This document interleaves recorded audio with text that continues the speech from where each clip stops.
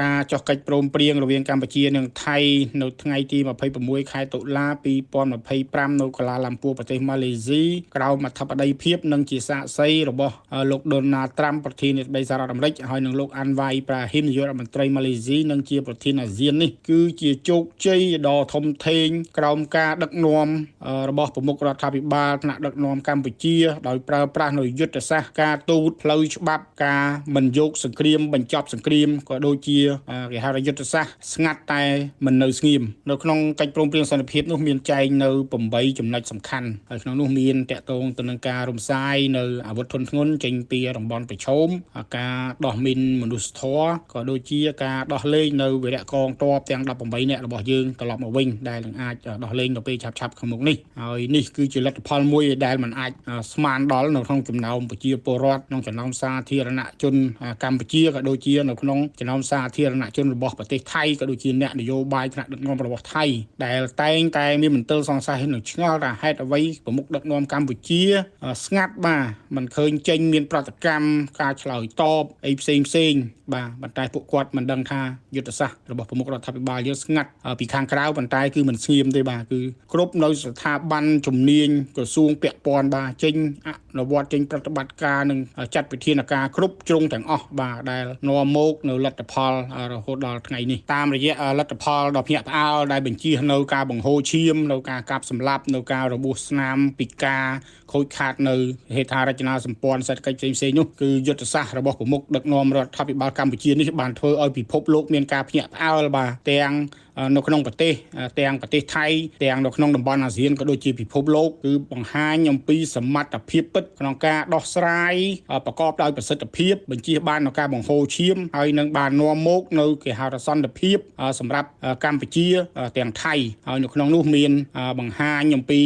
នៅការទំនាក់ទំនងដ៏មានប្រសិទ្ធភាពជាមួយនឹងប្រមុខដឹកនាំប្រទេសបណ្ដាប្រទេសផ្សេងជាពិសេសគឺយើងឃើញហើយជាមួយនឹងថ្នាក់ដឹកនាំរបស់អាស៊ានក៏ដូចជា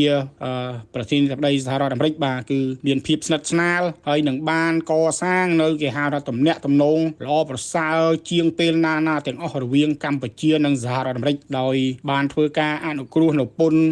ន្ធបដិការនៅការធ្វើពាណិជ្ជកម្មហើយក៏បានកសាងឡើងវិញនៅទំនាក់ទំនងផ្នែកយោធាបាទគឺសហរដ្ឋអាមេរិកបានធ្វើការលើកលែងពីការលក់អាវុធមកឲ្យកម្ពុជាបាទគឺបានបើកឡើងវិញហើយក៏ដូចជាបើកនៅធ្វើសមយុទ្ធយោធាជាមួយនឹងកម្ពុជាដែលខកខានប្រមាណជាង10ឆ្នាំមកនេះគឺបានចាប់ផ្ដើមធ្វើឡើងវិញផងដែរហើយនៅតាមបណ្ដាសារព័ត៌មានអន្តរជាតិជាពិសេសនៅសារព័ត៌មាននិងអ្នកវិភាគនៅក្នុងប្រទេសថៃបានលើកឡើងអំពីសមត្ថភាពដ៏អស្ចារ្យរបស់សម្ដេចធិបតីហ៊ុនម៉ាណែតថ្នាក់ដឹកនាំថ្មីរបស់កម្ពុជាដែលមានសមត្ថភាពលេងនៅល្បែងនយោបាយនៅល្បែងសង្គ្រាមជាមួយថៃនេះបានយ៉ាងល្អ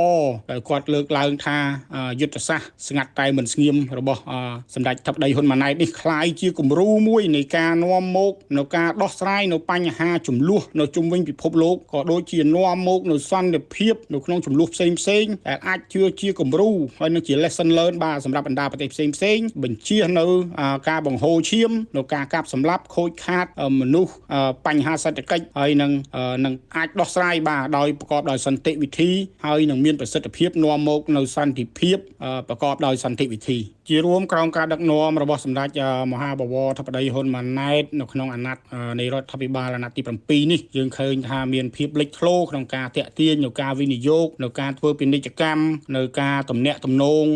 ជាមួយនឹងអន្តរជាតិការហោះដោយផ្ទាល់ពីបរទេសមានការកើនឡើងយ៉ាងច្រើនក៏ដូចជាកំណើនសេដ្ឋកិច្ចបាទដែលទៅតែងើបចេញពីវិបត្តិកូវីដនោះផងដែរដោះស្រាយបានយ៉ាងល្អហើយកសាងបាននៅទំនាក់ទំនងល្អជាមួយនឹងថ្នាក់តំបន់ជាពិសេសជាមួយនឹងសហរដ្ឋអាមេរិកតែម្ដងបាទហើយយើងឃើញហើយរបៀបរបបវិធីការក៏ដូចជាការពិភាក្សាហើយនឹងទំនាក់ទំនងរបស់សម្ដេចគឺមានសមត្ថភាពពិតហើយបងប្អូនតែងតែមានមន្ទិលសង្ស័យហើយខាងគ្រប់និន្នាការនយោបាយតែងតែលើកឡើងវ័យបហានោះបងប្អូនអាចមើលឃើញហើយនឹងអាចប្រៀបធៀបហើយថាអ្នកដែលកំពុងតែទាក់ទាញសម្ដេចនោះមានសមត្ថភាពយ៉ាងណាកម្រិតណាបាទដើម្បីប្រៀបធៀបជាមួយនឹងសមត្ថភាពពិតរបស់សម្ដេចដែលអនុវត្តដឹកនាំរាជរដ្ឋាភិបាលមួយរយៈកន្លងមកនេះបាទគឺជាសមត្ថភាពដ៏អស្ចារ្យដែលជាគេហៅថា ថ្នាក់ដឹកនាំដែលថ្មីបាទរបស់កម្ពុជាយើងដែលនឹងអាចអូសទាញដឹកនាំនៅនាវាកម្ពុជាយើងឆ្ពោះคล้ายទៅជាប្រទេសដែលមានការអភិវឌ្ឍកម្រិតមធ្យមនៅឆ្នាំ2030ហើយនឹងคล้ายជាប្រទេសដែលមានការអភិវឌ្ឍនៅកម្រិតខ្ពស់បាទជាប្រទេសដែលមានការអភិវឌ្ឍសេដ្ឋកិច្ចកម្រិតខ្ពស់នៅឆ្នាំ2050យ៉ាងពិតប្រាកដ